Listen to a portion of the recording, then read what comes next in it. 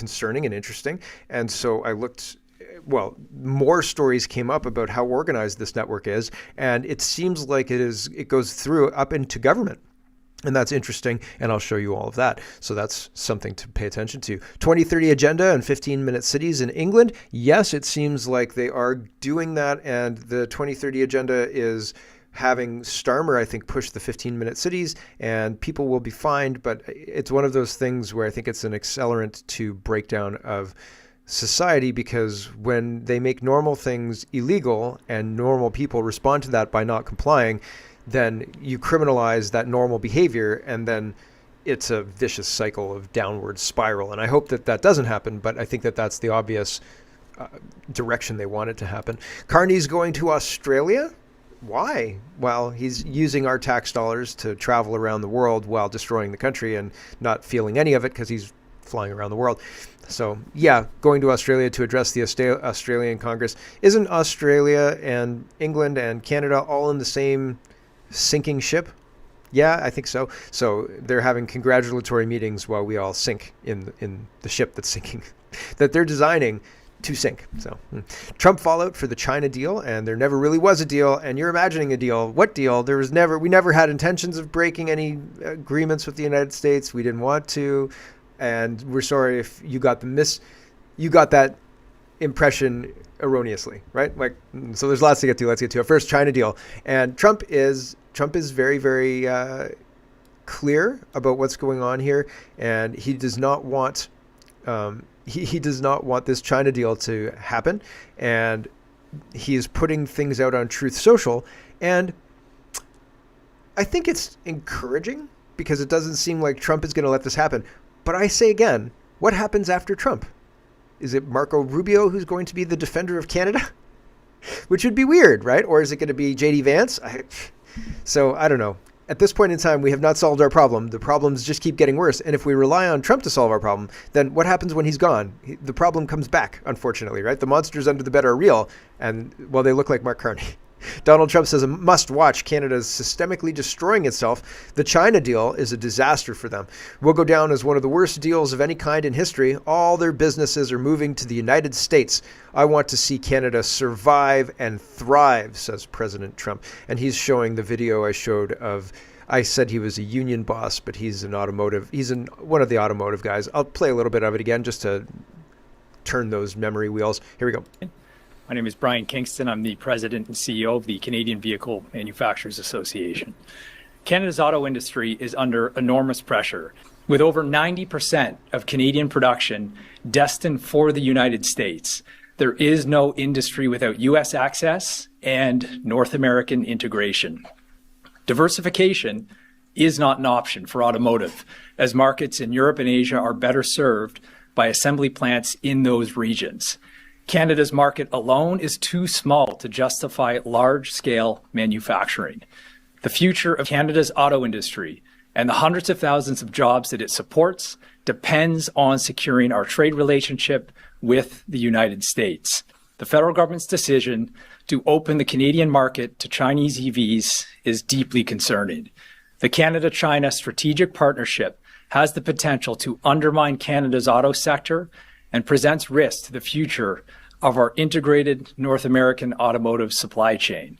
As the Premier has outlined, it is critical that the federal government rectifies this situation by taking immediate action to bolster the competitiveness of the very companies that have been building cars and employing Canadians for over 100 years. We'll leave it there. I said yesterday, it seems like the policies that our government is putting in are finally bearing fruit. The policies, the fruit that they're bearing are companies are leaving, Canadians are poorer, there's less options, and the government needs more of a hand. People who depend on the government are easier to control, and the Liberals love that. They love having full control of everybody and everything. It's absolutely incredible. Scott Bessent is refusing to take the bait from the media. Why do you hate Canada so much, they say. And he says, well, hold on now. Here we go. Why is Donald Trump threatening Canada again with another trade war? Well, Jonathan, good to be with you. And look, Prime Minister Carney went to China, came back, dropped some industry-specific tariffs on Chinese goods, and we have a highly integrated market with Canada, sometimes in autos, which he dropped the EV tariff, I believe, from 100% to 6%. The goods can cross the border during the manufacturing process 6 times, and we can't let Canada become an opening that the Chinese pour their cheap goods into the U.S. We have a USMCA agreement, but based on that, which is going to be renegotiated this summer, and I'm not sure what Prime Minister Carney is doing here, other than trying to virtue signal to his globalist friends at Davos. I don't think he's doing the best job for the Canadian people. Why is Donald Trump threatening I also don't think he's doing the best job for the Canadian people. I think that what he's doing is trying to provoke a trade war in order to look strong to Canadians for some kind of spring election. But again, I'll say it doesn't make rational sense to me. If your strategy is, I'm going to get elected to make a deal with Donald Trump, and then instead of doing that, you make a deal with China, pick a fight with Donald Trump, and then use that fight to leverage Mean Man Trump into a majority, I think the strategies, it doesn't make any sense. It doesn't make any sense. So I don't get it, but maybe I'm dumb. Who knows? Donald Trump says China is successfully and completely taking over the once great country of Canada. So sad to see it happen. I only hope they leave ice hockey alone. President Trump. Oh no, Canada has fallen. It's too late to save it. Maybe like Minnesota? Maybe. Here is Chris Pavelski. Oh, this should have gone a little earlier. But Trump says that companies are leaving Canada for the United States, and Chris is the Rumble CEO, and he says Trump is not wrong. He's right. Rumble is a multi-billion-dollar example. So Rumble went to the United States for free speech because Canada doesn't believe in that. Really honestly, genuinely doesn't believe in that. James E. Thorne says, for the record, Carney's sectoral China deal rolled out from Beijing without serious consultation with President Trump's team flagrantly misread where Washington's red line now sits. It's not about legal FTA formalities. It's about whether Canada volunteers to be a pressure relief valve for Chinese overcapacity into the U.S. market. Carney walked straight into that line of fire and then tried to hide behind technicalities. Taken together with his Davos moral grandstanding and thinly veiled jabs at Trump, it's hard to avoid the conclusion that he actively wanted a blow-up with Washington to dramatize his own values brand at home. Picking a public fight with Trump over China lets him posture as the virtuous defender of multilateralism against that big bad White House, even as he jeopardizes Canada's core economic interests. Meanwhile, Carney's team continues to treat green as a foundation of his initial industrial policy, ignores a separatist movement in Alberta that is quietly gaining steam. Quietly gaining steam? It is a friggin' freight train. Have you seen the numbers? Whew. It's wild. Just watching people line up is incredibly wild. Like, if this was not a popular thing, you wouldn't have hours-long lineups. And the fact that they're ignoring it, they ignored the Freedom Convoy too. Separatist movement in Alberta is gaining steam and spend its political capital virtue signaling to his globalist buddies in Europe. If TDS were a country, Canada, under Carney, would be that country. Trump derangement syndrome, TDS. Willing to risk 100% tariffs and USMCA blowback just to signal its distaste for Trump and his China strategy. This is not a grand strategy. It is performative anti-Trumpism masquerading as foreign policy, and it leaves Canada exposed, not principled. I agree. Here's Mark Carney talking about China deals and how actually we didn't do a trade deal. What are you talking? Trade deal? I don't remember hearing anything about that. Here we go. I'm pleased today to announce that Canada and China have reached a preliminary but landmark trade agreement. We have commitments under CUSMA that not to pursue free trade agreements with non-market economies without prior notification. We have no intention of doing that with China or any other non-market economy. I'm pleased. But you already did it, and you opened up, you took down the tariffs to 6% to have China send in electric cars. Are you going to undo that, or are you going to say, oh, tut, Trump, we can do whatever we want? Because that's going to blow up in your face, you idiot. Here's Mark Carney, a little bit longer on this, but fundamentally the same message. The first one was Carney announcing the China deal, and the second one was an excerpt from the speech I'm about to show you, which is just Mark Carney scrumming with the parliamentary press. Here we go. How are you responding to Trump's threats about 100% tariffs?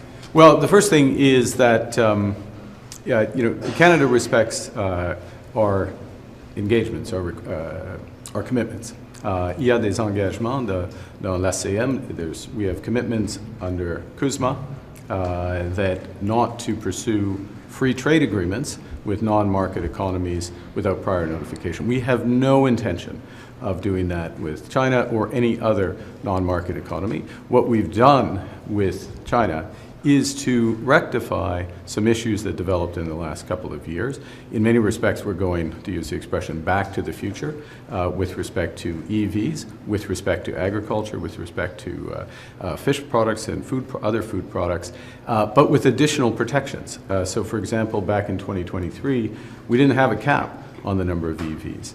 We didn't have a requirement for a large proportion of those EVs to be affordable, highly affordable EVs for Canadians. So it's entirely consistent with CUSMA, with our obligations, which we very much respect under CUSMA and will continue to work that way forward.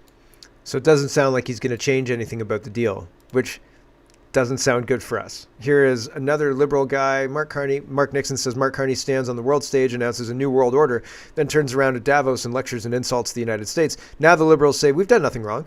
Liberals are playing with fire. I don't know which guy this is, but he's a Liberal, and it's from Juno News. Maybe we'll find out there. MP Cody Blois says the government isn't pursuing a free trade deal with China. Here we go. Just one thing I would like to say is I think it's important for Canadians to understand, and I think Mr. Miller and others have been very clear. We're not seeking a comprehensive free trade agreement with China. That was never on the table. We've come to a trade arrangement where we're able to reduce tariffs that certainly matter for Canadian industry, Canadian farmers, seafood industry. At the same time, find a pathway for investment in the auto sector in Canada. And I think it's important. I'm going to pull off my glove here. Can you hold my coffee? Thank you very much. Am I getting a raise? I do think it's important for Canadians to understand. I was looking this morning, actually. Here's a press release from the White House on November 1st, and it reads, President Trump strikes a deal on economic and trade relationships with China. That came out of APEC. So what we have done as a government is consistent with what the United States has done with China, which is find a pathway to create market access for, in their case, it was American soy farmers and agricultural producers. And obviously find a pathway. They're selling AI chips to China. So they found a pathway not on a free comprehensive trade deal, but just on certain arrangements to reduce tariffs. We're following the same path. We're following the Canadian interest, and we think it's the right pathway. It's just When Trump says that China's going to eat you whole, I don't know. That's a warning that should be heeded, especially from our biggest trading partner, who says, you should probably not do this, right? It's like, okay. But we go ahead and do it, and I think that's to our peril. CTV News is reporting Carney insists Canada has no intention of seeking a free trade deal with China, but we've already done it. And Trump's already responded with, if you don't change this back to what it was and what I want, then I'm going to hit you with 100% tariffs. And that doesn't bode well for renegotiated CUSMA or USMCA or whatever you want to call it. I think CUSMA sounds silly. Dennis is responding to that. He says, this is an attempt to redirect the conversation. The issue isn't a free trade deal. It's how Canada has been engaging with China over the past several weeks, including EVs and partnerships on areas that have nothing to do with trade and the risks that approach creates. Nothing about the security that Canada said they're partnering with China for. Nothing about any of that yet. Nobody's talked about that, right? Oh, yeah, well, this and that about EVs and, going back to the future. Who says back to the future other than to reference the movie? Like, this is not a turn of phrase that people use. Ivano says, Minister says we share net zero goals with China, and yet China is the world's largest emitter and just set a coal plant record. So the Chinese make a new coal plant a week or something like that, 52 a year. Here is this guy saying, yes, our shared green initiatives is what ties us with China. Our geography and hundreds of miles long border tie us with the United States, not green ambitions of fraud. Let me be clear. We are here because we share a goal. We share a goal on getting to net zero. We believe we have lots of common interests with respect to how we use clean energy to get there, and we have common interests around how to get there on a conventional basis. And we're going to exploit that for the benefit of Canadian workers and for Canadians. Let me be clear. They're going to exploit China's net zero goals, eh? Laurie Goldstein says, high-flying Carney must focus on home with separatist movements in Alberta and Quebec, economy, uncertainty over USMCA, food inflation, the need for new bitumen pipeline, and more. The Prime Minister has plenty of domestic issues to deal with in Canada. But he's going to be flying around the globe finding trade or doing speeches or something like that. Australia is one of his first stops in March. The Reclamaire is responding to this CBC headline: NORAD pact would change if Canada pulls back from the F-35 order, warns Trump envoy to Ottawa. And so we can't buy the cheap planes, or the so-called cheap planes. I don't know if they're actually cheap. We can't buy those ones. We have to buy these ones if we want NORAD to stay the same. Is there a meaningful difference between NORAD and the Golden Dome? Is the Golden Dome just a modified NORAD, like a modernized NORAD? And when is NORAD? Usually they track Santa Claus, right? Like most of the time, sometimes the United States does security for the Canadian Arctic with regards to insurgencies from Russia. And okay, great. That's wonderful. That's NORAD in action. How often is that a threat? How often is that threat happening? Is that like a lot, or is that a little? I don't remember reading much about it, but it might not be news these days, just like, a shooting in a Walmart isn't news anymore. It's happened so often. So I genuinely don't know.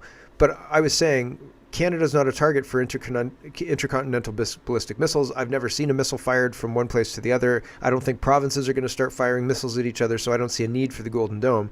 Protecting the Arctic, okay, sure. I could be convinced that that's worthwhile, as NORAD is doing the job now, and Canada's not doing a very good job of that. And we're being threatened to be kicked out of NORAD as well. So what does that mean? They just get the land by default because we can't do anything about it anyway?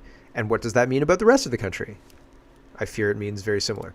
So it's interesting. The world is crazy, and it seems like the masks are coming off. The polite pretending that has been done for the last post-World War II era, that's over with. We're not going to pretend anymore. And if you don't have the ability to defend your territory and the United States has to do it, well, maybe now you're just American. Maybe now you're a vassal state. Maybe now you're not even American. You don't get a vote or anything like that. You just get to listen to us when we tell you what to do. And I hope that doesn't happen, but here we are. Right now, I don't think we control our government. I don't think Canadians are in control of our government at this moment right now. If we said we don't want to have boys in the girls' bathroom in our high schools. Oh, well, sorry, sir. That's bigoted. No, it's not. It's common sense, actually. We don't want to send money to foreign war. Oh, sorry, sir. That's pro-Putin. You're not allowed to have that position. That's a pro-Putin position. We don't want to send money to foreign terrorists in Gaza. Oh, sir, you can't have that position either. No, I don't want the government to act against Canada's interests, and that's all they're doing at this point in time. They're stealing our tax dollars. They're not fixing the roads. They're not improving the infrastructure by and large, and they're sending a lot of the money out to other countries for foreign wars. And if the money doesn't go out to foreign countries, it stays here and goes to foreigners here, just like Minnesota, just like the fraud in Minnesota. And if you try and fight it, then you're going to get an entire insurgency on your hands, just like Minnesota. And we're going to talk about that at the end of the show. So we're in a bad way. And all of these security things, the Golden Dome doesn't protect against that, an insurgency from the inside, right? It doesn't protect against woke Karens. It doesn't protect against the government flooding your country with illegals who get tax dollars and access to all the best houses and other amenities, etc., all paid for by you and me, right? The Golden Dome's not going to fix that. So I don't know. I don't think the Golden Dome is necessary personally, but maybe I'm just naive. I'm still young. Trending Politics says Australian Prime Minister Albanese backs Prime Minister Carney's Davos speech slamming great power coercion, announces Canadian Prime Minister will address Australia's Parliament in March. So, yeah, I don't trust any of those guys. I don't trust them at all. Why? Because of everything they've done up to now. All of their actions tell me that they're not working for the people who they're supposed to be working for. And they're not even really pretending all that much. We'll do war, and then I've got to say goodbye to the stream. Alexander says, basically, we won't be wanting peace even if Putin wants it, because our plan is to get us into a war so we can stay in power, as we can't be voted out in wartime, which is a trick Zelensky has mastered beautifully to stay in power. So this is back and forth about what's going on with the United Kingdom and joining the Board of Peace and not joining the Board of Peace. And this woman sounds like a Karen. I don't know who she is. I don't know what position she's in or anything like that. I'm not as up on UK politicians, but she sounds like she's talking down her nose at people, like she's better than everybody else. Here we go. 35 countries are signing up to President Trump's peace board. Is the UK? We want to be part of the second phase of the peace plan for Gaza. We've strongly supported the 20-point plan. We won't be one of the signatories for what is a legally binding treaty today. That raises other constitutional issues. We also are concerned about suggestions that President Putin might be part of this because, frankly, we need pressure on President Putin to deliver peace in Ukraine, which so far he is refusing to do. By staying out, aren't you reducing Britain's influence on what could be an important diplomatic effort to stop the war? Well, we're continuing to work very closely and have international discussions on how we work together, both on supporting the peace process in Gaza and the different work we are already doing to support the 20-point plan, but also to support the US and some work around how we get a peace agreement and a ceasefire in Sudan, how we work together already around some of the issues on Syria, where we are closely working with the United States. So those international discussions and cooperation will continue, and we'll do that in the right way. Somebody was saying that NORAD is the Chinese balloon tracking system. Totally failed. And another person is saying, I'm saying NORAD wrong because it's NORAD. NORAD. It's just like borax. Borax. Whatever. I'm sure it is very important, but I will carry on. And I did say I was going to do this one, and then we're done. Here is the AFD saying they will join the Board of Peace. Alice Waddell says, when we come to power, we will join the Peace Council founded by Donald Trump. And so that's popular position. And again, it's unfortunate that Canada's elections are rigged. I don't feel like we would continue voting for what it seems like we're voting for. And it seems like the European elections are rigged. If the wrong person wins, like Slovenia, they just nullify the election and do it again until they have the outcome they want. So, man, I hope we're able to fix all of this, but it seems like we might just be enveloped by the United States. Like, we're behaving so stupidly that we might just be taken over because we're not even on the board. We're not even moving pawns, like, if we're doing anything, we're moving one piece back and forth. We are not doing ourselves any favors in this chess game that we are embroiled in. And so inaction is a move. Inaction is an action. And because we are not doing anything meaningful to counter the moves being made around us, not even really against us, just around us, against the globalists, yes, but not against Canada. Canada is a globalist outpost, but it's not against the Canadian people. Right? And the trade is being used to encourage the Canadian people to kick these bums out. But both sides are just as crooked. So it's one of those things. Anyway, with that, we've got to say goodbye to the stream. Thanks for watching, everybody. If you want the whole show, head over to CanadaPoly.com. If not,